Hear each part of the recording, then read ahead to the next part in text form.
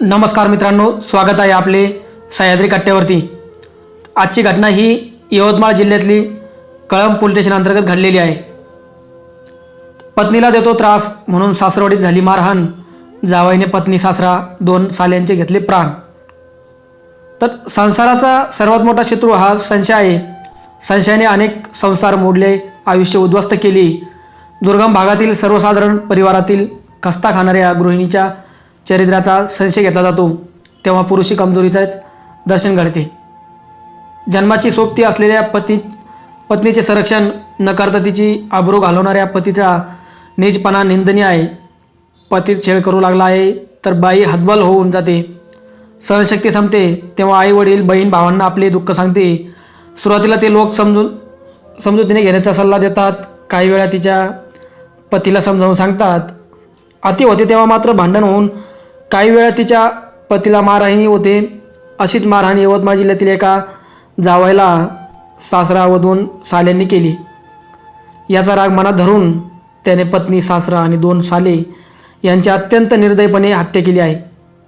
त्यांच्या मारातून त्याची सासू तेवढी बचावली। तिने त्या 4 हत्येची माहिती पोलिसांना दिली। अतिशय घाणेरडा प्रकार आहे। संशय हा खरं संसारातला सर्वात मोठा शत्रू म्हटलं जातं। संशयाने 2 जोडप्यामधील 2 लग्न याच्यामधले 2 जोडप्यांचे भांडण जास्त होतात, तर ह्याच गोष्टीमुळे होतात। आणि ह्या गोष्टीमुळे भांडण होऊन याने 3 जणांचा खून केलेला आहे। जावया, सासरा आणि 2 साली म्हणजे 4 जणांचा याने खून केलेला आहे। यवतमाळ जिल्ह्यातील कळंब पोलीस स्टेशन अंतर्गत पारदीवेडा तेरजडा या गावात पंडित येनसरी घोसले वय 50 हे कुटुंब राहायचे। बघूया सविस्तर काय आहे घटना, कुठं घडली आणि कशी घडली, केव्हा घडली।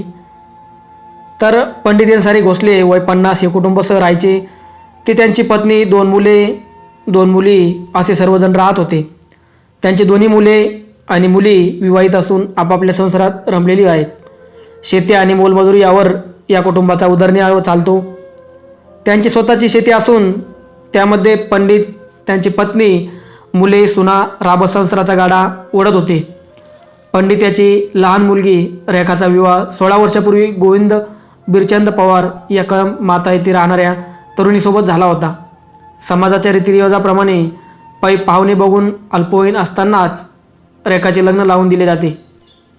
लग्नानंतर काही दिवस व्यवस्थित गेल्यावर संशयित गोविंद रेखाच्या चरित्र्यावर संशय घेऊ लागला।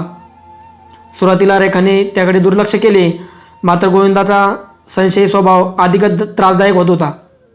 दिवसामागून दिवस, वर्षामागून वर्ष गेले।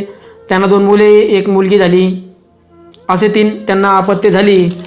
संसार मात्र चालू होता, पण संसाराच्या मध्येच आडकाठी ही येणार होती। संसाराचा व्याप वाढला होता, जबाबदाऱ्या वाढल्या होत्या, पण गोविंदाला याचे काहीच वाटत नव्हते। तो पत्नी रेखाच्या चारित्र्यावर संशय घेतच होता।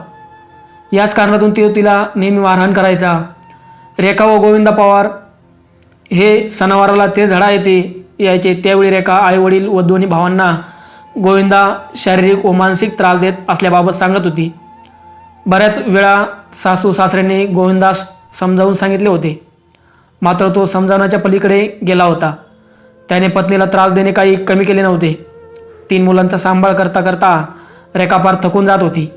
घरची परिस्थिती बेताची असल्याने तिलाही काहीतरी काम करावे लागत होते। त्यातच नवऱ्याचा रोजचा विनाकारण त्रास सुरू होता, त्यामुळे रेखाला जीव नकोसा झाला होता। तिचे हे दुःख तिच्या आईवडिलांनाही पाहावेना। 3 महिन्यापूर्वी गोविंदाने रेखाच्या चरित्र्यावर संशय घेत भांडण मांडले। काहीतरी भांडण काढायचं आणि थोड्या गोष्टीवरनं तो तिला भांडण करायचा, चरित्र्यावर संशय घ्यायचा, तिला बेदम मारहाण करायचा। हे असह्य झाल्याने तिने ही बाब माहेरी सांगितली, तेव्हा मात्र तिच्या माहेरच्या लोकांनी संयम संपला। आता खूप वेळ झाल्यानंतर एक लिमिटेड गोष्टी असतात, त्यांचा संयम संपला। किती समजावले तरी ऐकत नाही। मुलीची चूक नसताना तिला बदनाम करतो, संशयाने जावई मारहाण करतो।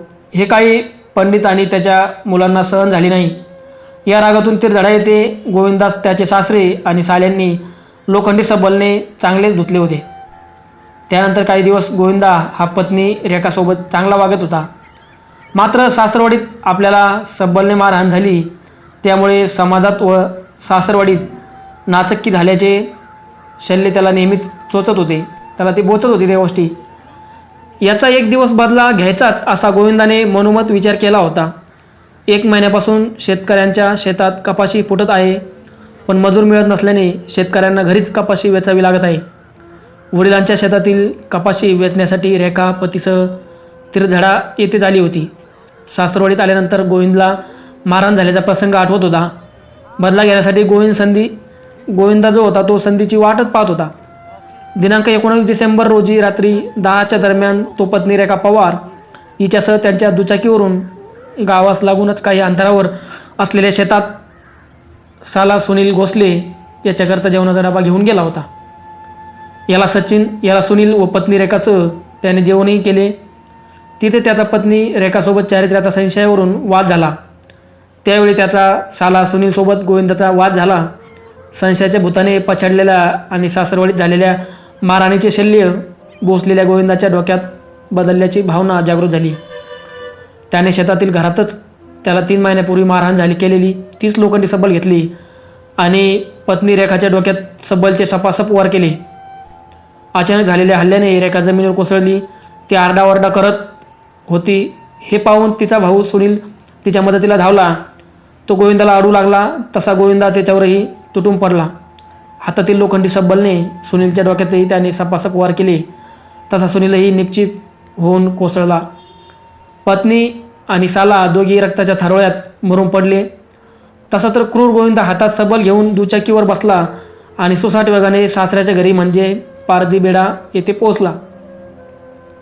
सुरुवातीला तो थेट मोठा साला ज्ञानेश्वर उर्फ नाना पंडित यांच्या घरात घुसला. तेव्हा ज्ञानेश्वर हा गाढ झोपलेला होता. पलंगावर झोपलेल्या अवस्थेत ज्ञानेश्वराच्या डोक्यावर गोविंदने लोखंडी सबलने सपासप वार केले.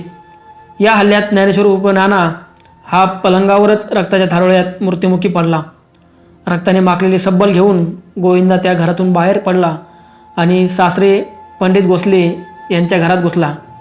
तेव्हा पंडित भोसले हेही झोपलेले होते. त्या स्थितीत गोविंदने त्याच्याही डोक्यात लोखंडी सबलने वार केले. या घावाने पंडित जागे झाले, पण वेदनेने अस्फुट किंकाळी फोडण्यापलीकडे त्यांना काही करता आले नाही. क्षणभरात ते मृत्युमुखी पडले. मात्र त्यांनी आवाज केल्याचे त्यांची पत्नी रुक्मा भोसले ह्या उठल्या. सासूही उठून बसलेली पाहताच क्रूर गोविंदाने आपला मोर्चा त्यांच्याकडे वळवला. त्यांच्याही मस्तकावर सबलने वार केले. मात्र एका दणक्यात रुक्मा यांनी श्वास रोखून धरला आणि मृत्यूचे नाटक केले. ते निश्चित पडल्याने त्यांचा मृत्यू झाला असे गोविंदला वाटले. त्या सासूचा मृत्यू झाल्याची खात्री पटल्यानंतर गोविंदाने तिथून पळ काढण्याचे नियोजन केले. गोविंदाने आपले 2 मुले व 1 मुलगी गाडीवर घेतली. तसेच 4 जणांना ठार मारलेली लोखंडी सबलही त्याने घेतली होती. त्याने थेट त्याचे गाव कळंब माथा गाठले. इकडे जावई गोविंद निघून गेल्याची खात्री झाल्यानंतर रुक्मा यांनी आरडाओरड सुरू केली. त्यांच्या आवाजाने लोक जमा झाले. शेजारी व नातेवाईक त्या घरातील हत्याकांड पाहून हादरले.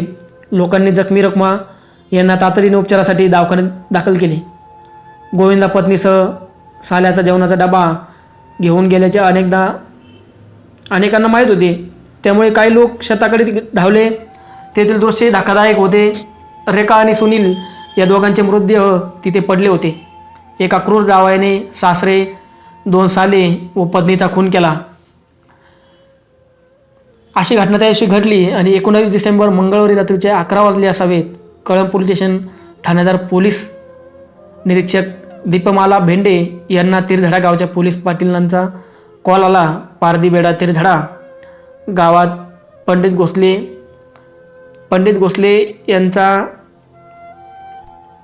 भोसले जे होते तर यांचा जावई गोविंदा पवार याने सासरच्या 4 लोकांना लोखंडी सबलने निर्घुण खून केल्याने पोलीस पाटलांनी सांगितले.